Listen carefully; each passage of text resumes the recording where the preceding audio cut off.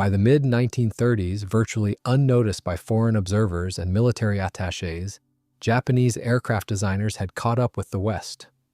Japan pushed its way into the front rank of aviation powers on the back of a whole new generation of designs. The Type 96 naval bomber, the Mitsubishi G3M NEL, the Type 96 carrier fighter, the Mitsubishi I-5M Claude, the Type 97 carrier attack bomber, the Nakajima B-5N Kate, the Type 97 Army fighter, the Nakajima Ki-45 Nate, and the Type 97 Army heavy bomber, the Nakajima Ki-21 Sally. The Japanese aviation industry was shifting from licensed foreign designs to its own, while watching developments in the West closely. To give its engineers something to measure themselves against, the Imperial Japanese Army and Navy kept buying the newest foreign aircraft they could get, directly or through civilian airlines and trading firms like Japan Air Transport, International Airlines, and Manchurian Airlines. Japanese officers and designers paid very close attention to the sudden Western enthusiasm for twin-engine, long-range fighters which France and Germany had both issued requirements for in late 1934. Knowing that future operations across the Pacific and Southeast Asia would mean hours over open water, the Imperial Japanese Army Air Force saw a way around the thing that had always limited single-engine fighters: range. And then, for nearly 2.5 years, the Army did nothing. Not until March 1937 did it issue requirements of its own, by which point France, Germany, and the Netherlands were already well into flight testing their equivalents: the Potez 630, the Messerschmitt Bf 110, and the Fokker G1. Engineers at the Army Aeronautical Research Institute at Tachikawa thought the original requirements for speed, maneuverability, and armament in a twin-engine heavy fighter were wildly overambitious. So they drafted a much simpler specification without rigid constraints, which gave the manufacturers some breathing room and let the Army tighten things up later. In March 1937, Kawasaki, Mitsubishi, and Nakajima were told to begin preliminary design work. The Mitsubishi Ki-39 and Nakajima Ki-37 went nowhere almost immediately, since neither company had the experienced engineers to do the work. Kawasaki's Ki-38, under a team led by Isamu Kashiide, was to have elliptical wings and a pair of liquid-cooled V-12s, and work moved quickly through that summer. But in October, right after the full-scale mock-up went in front of the inspection board, the Army halted development. This was no reflection on Kawasaki's work. Officers still could not agree on what they actually wanted the aircraft to do. It took until the middle of December 1937 for Army Air Headquarters and the Research Institute to agree. Kawasaki got a completely rewritten specification for a twin-engine, two-seat aircraft and was told to begin a new project designated the Ki-45, reworking the earlier Ki-38 for the new role. The Army wanted 335 miles per hour at 11,500 feet, and an operating band running from roughly 6,500 up to 16,000 feet. Endurance was to be 4 hours and 40 minutes at around 220 miles per hour, with fuel for another 30 minutes of combat on top. Power would come from a pair of 9-cylinder Nakajima Ha-20B radials, and the armament was 2 forward-firing cannons plus a flexible gun in the back. Right after the New Year's holidays, work at Kawasaki's Gifu plant went into high gear. Chief Engineer Takeo Doi led the project in place of Isamu Kashiide, assisted by Tsuyoshi Nomoto.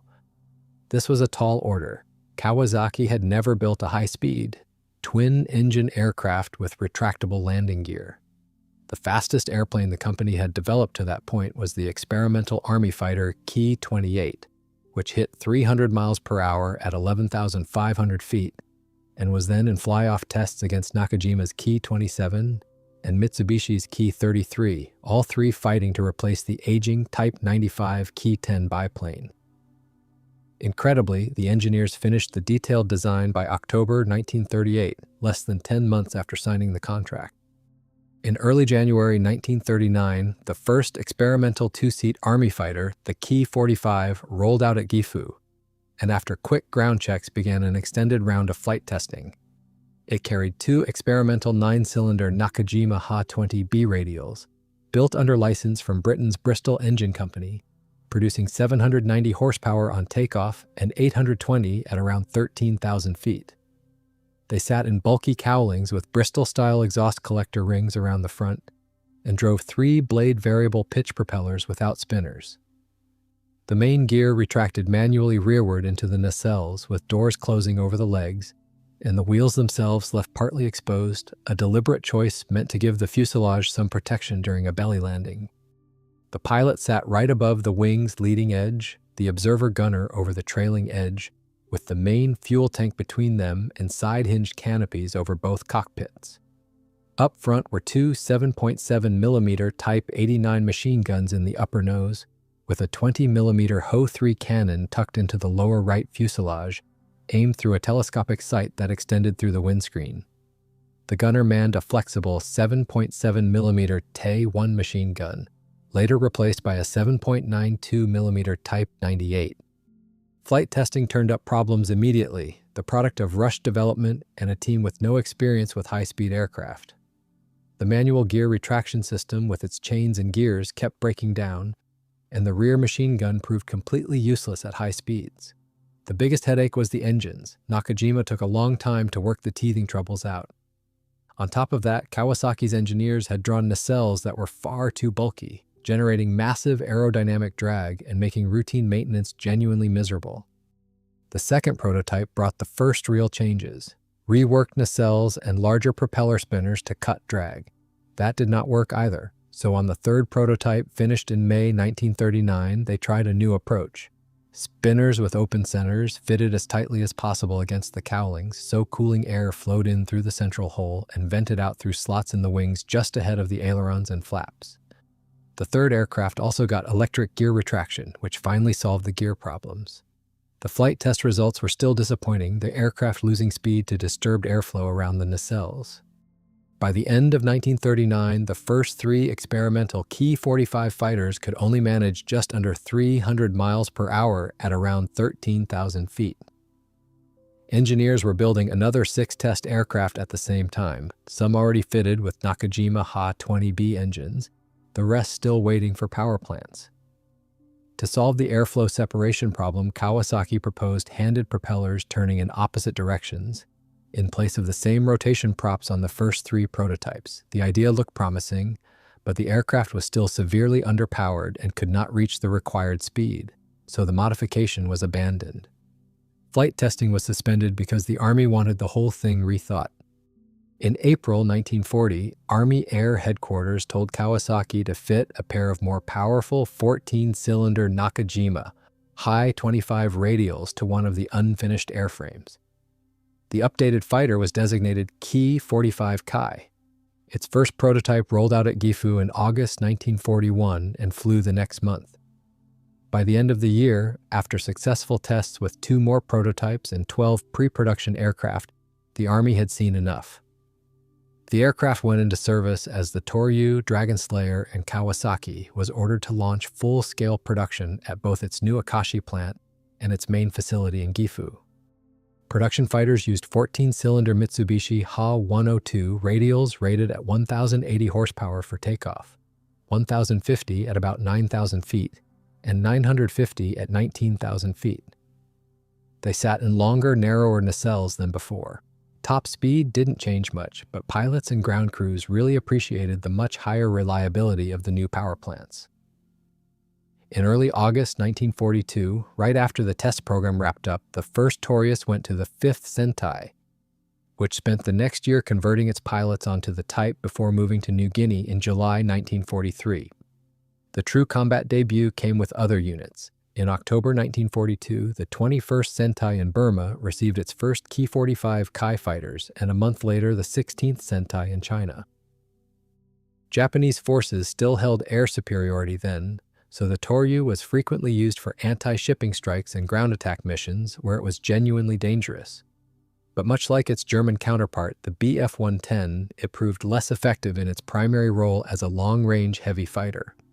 Maneuverable for a twin-engine aircraft, it still couldn't live with single-engine Allied fighters, and its slow-firing 20mm cannon was close to useless in a turning fight. In medium-altitude fights with American P-38s, though, the Toryu had a clear edge in maneuverability because the P-38 was even more sluggish in a turn. Another major advantage was self-sealing fuel tanks, almost unheard of on a Japanese aircraft at that point. While the Toryu was having its baptism of fire over Southeast Asia, mass production ramped up quickly. The new plant at Akashi, about 30 miles west of Osaka, rolled out its first production Ki-45 Kai fighters in December 1942, having already assembled one back in September using parts shipped from Gifu. 6 months after the Akashi line opened, its output surpassed that of Kawasaki's main plant, and by September 1943, Gifu shut down Ki-45 Kai production completely and transferred all manufacturing to the new site. Even before the Ki-45 Kai reached the squadrons, Kawasaki had started work on a more powerful variant, the Ki-45-2, planned around 2 new Mitsubishi Ha-112-2 engines of 1,500 horsepower each. In December 1941, however, Army Air Headquarters shifted its plans and ordered a single-seat fighter instead, designated the Ki-96. That aircraft and its later developments, the Ki-102 and Ki-108, were the result of a complete redesign of the original concept. The ground attack version is where this gets interesting. Japanese variant letters run Ko, Otsu, Hei, and Te, where Western sources write I, B, C, and D, and the ground attack Toryu was the Ki-45 Kai Otsu, the B. Combat showed that even the powerful 20mm Ho-3 autocannon was sometimes not enough to reliably destroy enemy armored vehicles, and going after small ships needed a lot more punch. But ground attack was not even the main reason for seeking new weapons. Fighting over New Guinea exposed a hard truth. The sentai flying the Toryu had almost nothing that could bring down a well-armored American bomber. For a quick fix, engineers adapted a standard 37mm Type 98 tank gun based on the Type 94 infantry gun. The idea of arming an aircraft with a tank gun came from 3 officers: Lieutenant Colonel Arifumi Kumon of the Army Tactical Section, Major Takashi Hatao of the Aviation Headquarters Technical Department, and Major Motohiko Fukuhara of the Ordnance Department. They first planned to install it on the fast twin-engine Ki-46-2 Dyna reconnaissance aircraft. Tachikawa handled the Dyna conversions, while the Army Air Arsenal there did the same work on the Ki-45. In January 1943, as an experiment, the gun was mounted on 6 to 8 Toryus of the standard Ki-45 Kaiko version and an equal number of Ki-46-2 reconnaissance aircraft, all of them sent to Rabaul to be tested in real combat as interceptors and ground attack aircraft.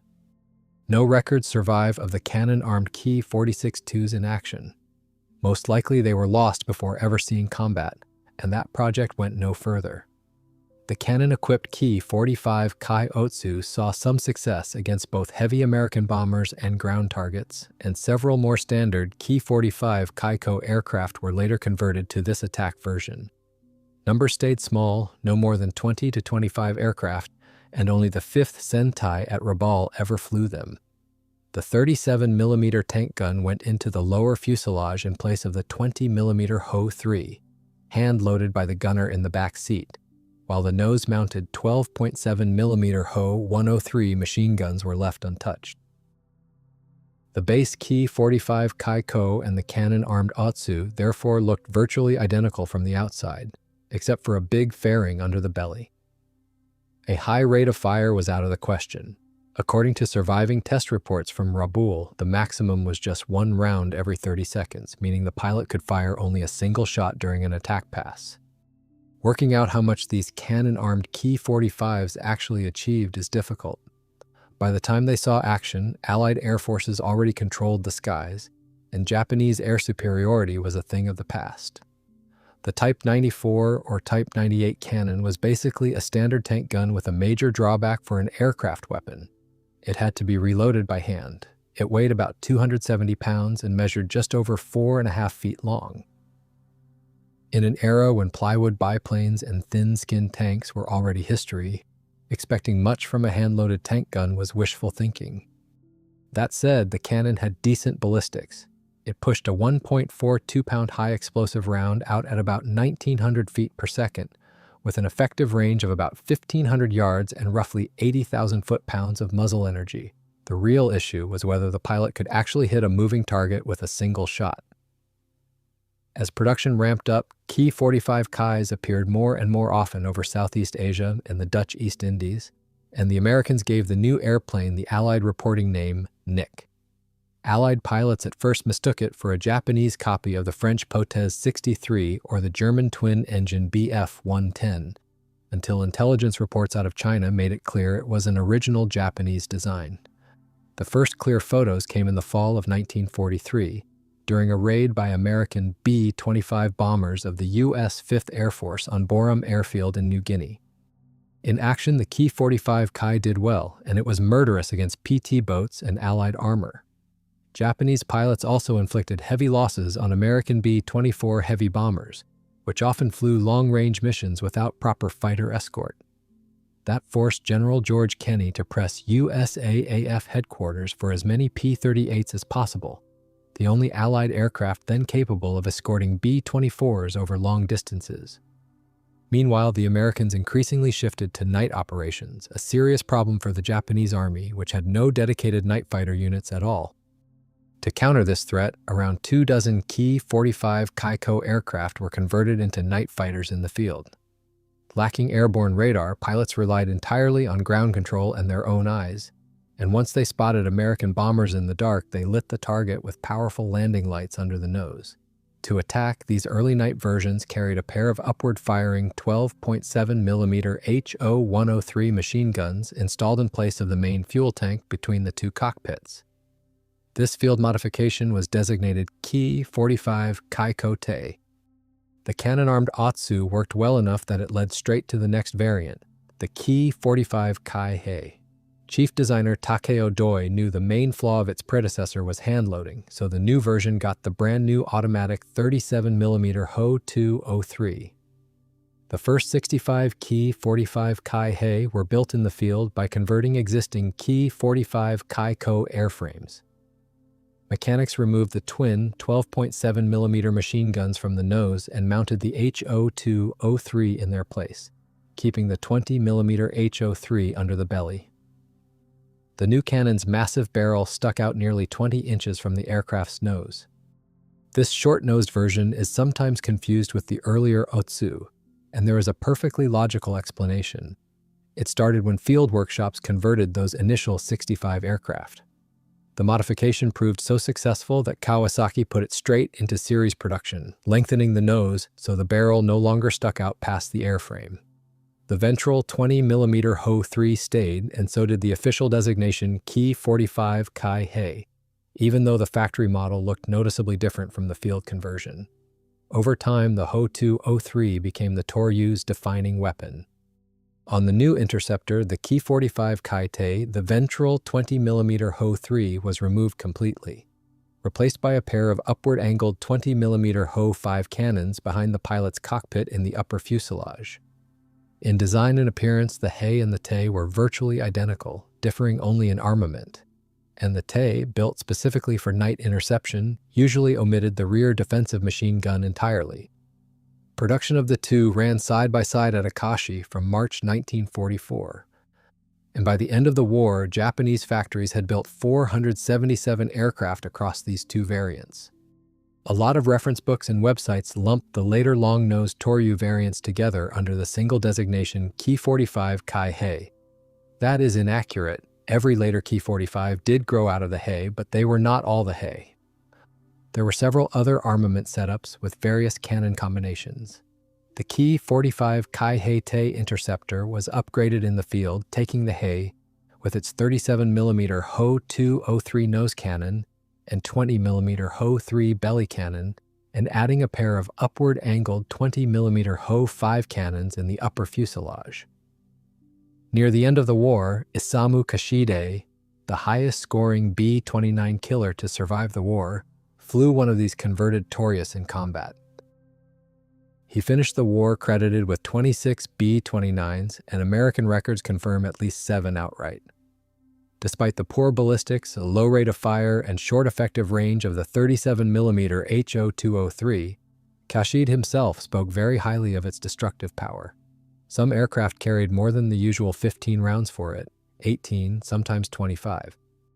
The final production variant was the Ki-45 Kaibo, the EI in the Western sequence, tied directly to Japan's development of an Army airborne radar named Denpa Hyoteki radio target, which carried the designation Taki-2. The set was installed in the nose of early short-nosed Toryus, covered in front by a transparent radome. But it was heavy enough that technicians had to strip almost all the standard armament out of the aircraft. To provide at least some firepower, they replaced the ventral 20mm cannon with a new rocket-propelled 40mm Ho-301, which had a superb rate of fire and almost no range, only about 500 feet. In total, just 12 Ki-45 Kaibos rolled off the assembly line, and no reliable records remain of them ever seeing combat. Some sources also mention a Ki-45 variant armed with a powerful 75mm cannon, never specifying the exact type of weapon. Historians are deeply skeptical since nothing in the archives supports it. On June 15, 1944, American B-29 heavy bombers of the 20th Bomber Command flew their first raid against the Japanese home islands, a force of only a few dozen aircraft. 8 Toryus intercepted them, and Japanese pilots later claimed 8 B-29s destroyed and another 3 probables. At that point, air defense units on the home islands already had nearly 40 Ki-45 Kai-Hei and Kai-Te interceptors on hand, not counting earlier production Toryus. Although the Toryu interceptor was not the absolute best in its class, it became one of the most important aircraft the Japanese Army had, once General Curtis LeMay switched the B-29s to low-altitude night raids. The Army had virtually no other night-capable aircraft, so its Ki-45s, along with the Navy's J-1 and Gecko night fighters, Irving to the Allies, carried the weight of Japan's night defense. 4 units flew the Toryu against American B-29s, the 4th Sentai at Ozuki, covering northern Kyushu, the 5th Sentai rotating between Ozuki, Komaki, and Kashiwa, the 53rd Sentai at Matsudo, and the 70th Sentai at Kashiwa. Despite lacking airborne radar entirely, Toryu pilots achieved impressive results. Pilots of the 4th Sentai were credited with more than 150 aircraft shot down, 26 of them by Kashiide alone. Victory claims were often heavily exaggerated late in the war, but there is no question that by 1945 the Toryu was at the center of the home island's night defense. Like most other Japanese aircraft late in the war, Ki-45 fighters were assigned to special attack units known as the Tokotai for kamikaze missions. Several Toryu variants were rigged to carry a pair of 250-kilogram bombs, about 500 pounds each. The USS Dickerson, a high-speed transport, is the case we know most about. On April 2, 1945, off the coast of Okinawa, 2 Toryus flown as kamikazes hit her seconds apart. One went into the bridge, killing the officers there. The second came down almost vertically onto the forecastle. Fire gutted the ship from end to end. 54 of the crew were killed, including the captain, and 2 days later, wrecked past any hope of repair, she was towed out and scuttled.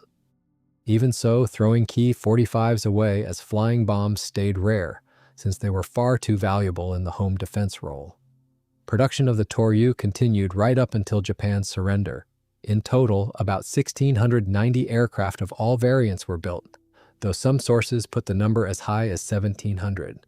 Only a single Toryu survives today, a Ki-45 night fighter variant, one of the captured Japanese aircraft brought to the United States for detailed evaluation. After a series of test flights in June 1946, it was handed over to the Smithsonian Institution, and today only the restored fuselage is on display at the National Air and Space Museum. The USAAF's Air Technical Service Command flew a captured Ki-45 near the end of the war, and the report they wrote is worth reading. On the ground, the Toryu was pretty temperamental. Taxiing was tough because of extremely weak brakes and a fully castering tailwheel, and the nose-high attitude completely blocked the pilot's forward view, forcing him to S-turn all the way out, riding the brakes at idle. In the air, however, it was a pleasant surprise. Takeoff was excellent, a very short ground run, and it came off the ground easily at around 85 to 90 miles per hour. The fighter climbed easily and picked up speed fast, and control response stayed sharp and predictable across almost the entire flight envelope, although stick forces got pretty heavy past 300 miles per hour. Overall, its flight characteristics were impressive, and American pilots were genuinely surprised by how well this thing turned for a twin. The stall gave plenty of warning, which made the aircraft very predictable, and landing posed no issues either, touching down at a comfortable 70 to 75 miles per hour. Still, there were major downsides. American test pilots noted that the engines were rough and unreliable, with severe vibration and high cockpit noise at any speed. The cockpit was very cramped and the seat adjustment awkward. Visibility down was poor, visibility back was worse. So what was the Ki-45 Kaite actually made of? It was a conventional twin-engine, two-seat, low-wing monoplane, all metal throughout. The oval section fuselage featured flush, riveted duralumin skin. The pilot sat directly over the wing's leading edge, protected by a 17mm armored seatback and headrest, under a streamlined canopy narrower and lower than on most comparable aircraft of the era.